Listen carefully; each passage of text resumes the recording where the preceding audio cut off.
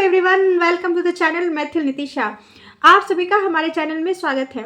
Friends, आज मैं बात करने जा रही हूँ कि इंग्लिश के ऐसे कुछ शब्द को अगर हम अपने बच्चों के साथ उससे बातें करें तो बच्चे उसे इजीली कैच भी कर लेंगे और उसके साथ साथ वो जो है उसको अच्छे से इंग्लिश बोलना भी सीख लेंगे।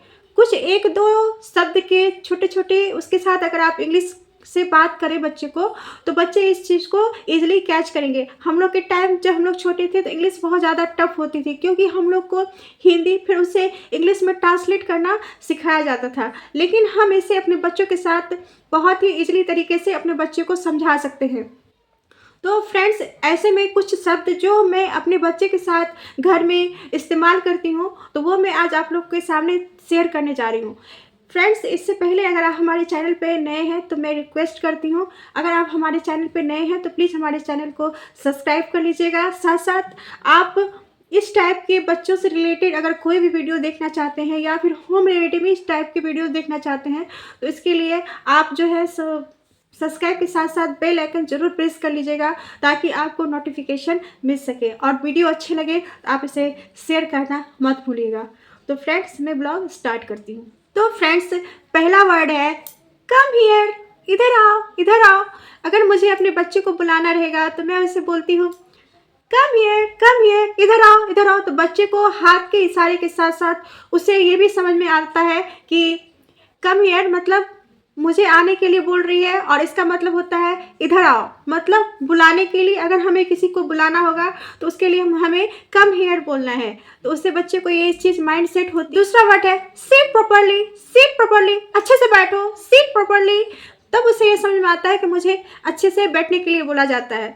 तो मैं अक्सर अपने बच्चे के साथ बोलती हूँ, जैसे मेरे बच्चे का नाम है नाविस, सीट प्रॉपर्ली, अच्छे से बैठो, सीट प्रॉपर्ली। तो उसे ये समझ में आता है कि अच्छे से बैठने के लिए सीट प्रॉपर्ली बोला जाता है, मतलब मैं अच्छे से बैठूं। तो उसको यहाँ पे दो वर्ड की जो सेंटेंस है उसे यहाँ समझ में आ रहा है। जब बच्चे खाना खाने में बहुत ज़्यादा नखरे करते रहते हैं तो उस टाइम में बोलती हूँ ईट योर फूड, खाना खाओ, ईट योर फूड, अपना खाना खाओ, ईट योर फूड, अपना खाना खाओ।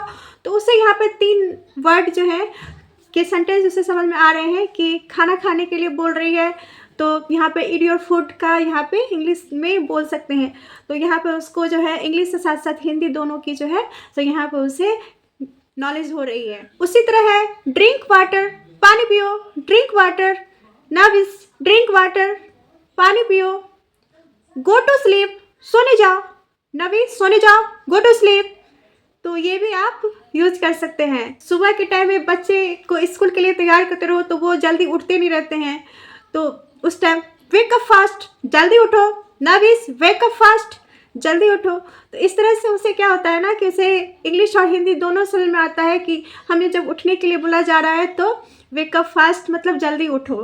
तो यहाँ भी उसे इंग्लिश और हिंदी दोनों का नॉलेज हो रहा है। बच्चों की आदत होती है कि चलते वो नहीं है, वो दौड़ते हैं। तो इस टाइम में डोंट रन, दौड़ा मत, don't run, Navis don't run.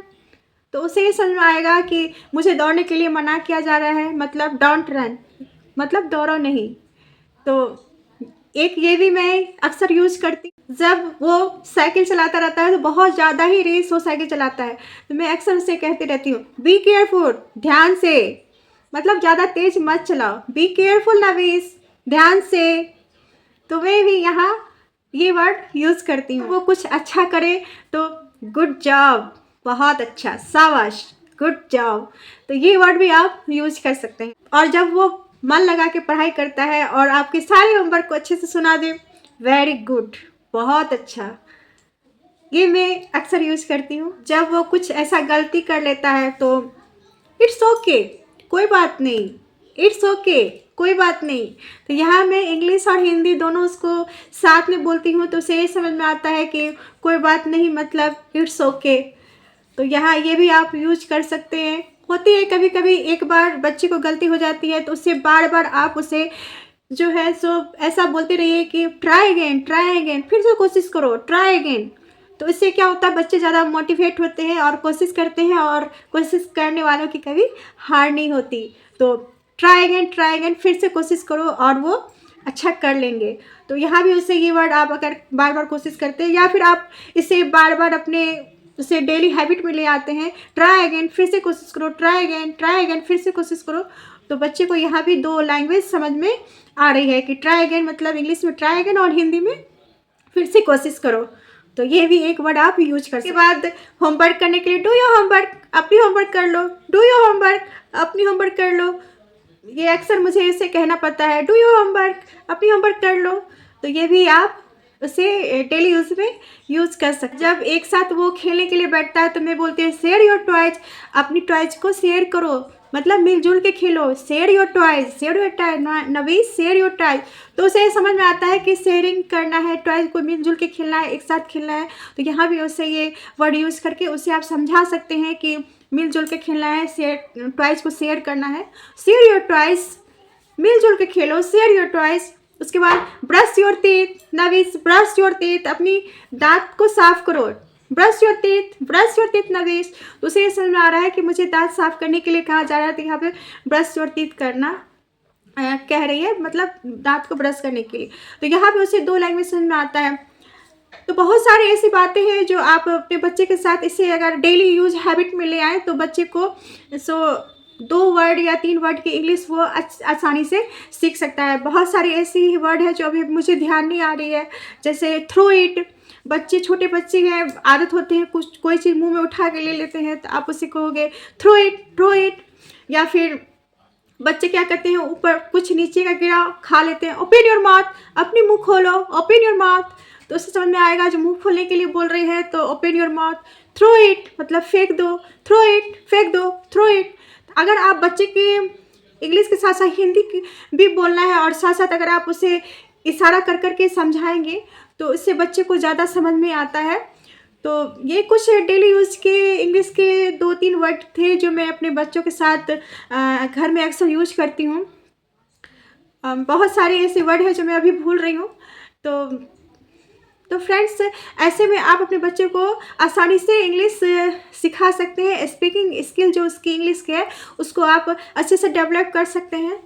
तो फ्रेंड्स, यही था हमारा आज का छोटा सा ब्लॉग जो मैं अपने बच्चों के साथ अक्सर इस्तेमाल करती हूँ। तो मैं सोची आप लोग को भी थोड़ा बता दूँ। इस तरीके से अगर हम लोग अपने करें, क्योंकि हम लोग के टाइम में बहुत ज़्यादा ही टफ हो जाते थे।